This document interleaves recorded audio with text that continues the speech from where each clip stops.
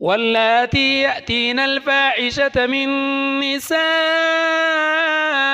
فاستشهدوا عليهن 4 منكم، فإن شهدوا فأمسكوهن في البيوت حتى يتوفاهن الموت أو يجعل الله لهن سبيلا.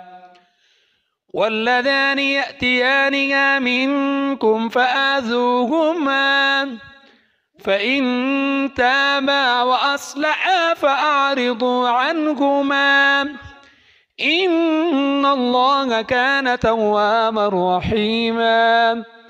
إنما التوبة على الله للذين يعملون السوء بجهالة ثم يتوبون من قريب فأولئك يتوب الله عليهم وكان الله عليما حكيما. وليست التوبة للذين يعملون السيئات حتى إذا حضر أحدهم الموت قال إني تبت الآن، ولا الذين يموتون وهم كفار أولئك أعتدنا لهم عذابا أليما.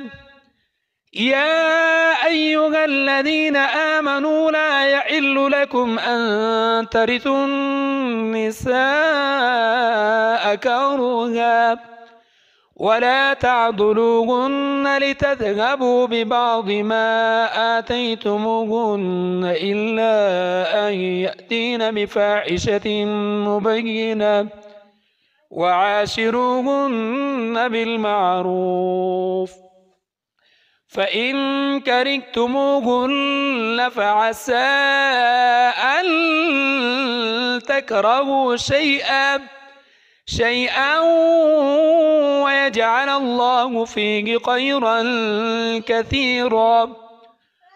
وإن أردتم استبدال زوج مكان زوج وآتيتم إحداهن قنطارا فلا تأخذوا منه شيئا، أتأخذونه بهتانا وإثما مبينا.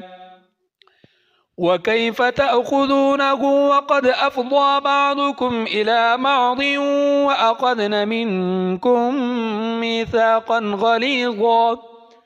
ولا تنكحوا ما نكح آباؤكم من النساء إلا ما قد سلف إنه كان فاحشة ومقتا وساء سبيلا.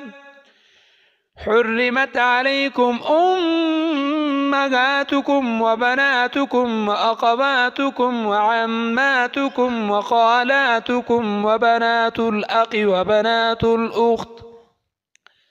وبنات الأخت وأمهاتكم اللاتي أرضعنكم وأخواتكم من الرضاعة وأمهات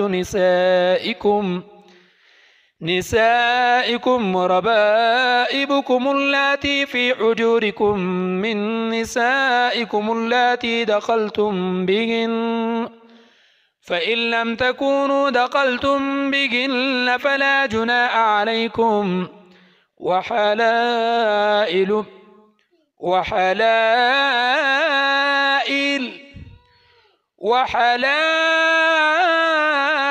أبنائكم الذين من أصلابكم وأن تجمعوا بين الأختين إلا ما قد سلف إن الله كان غفورا رحيما.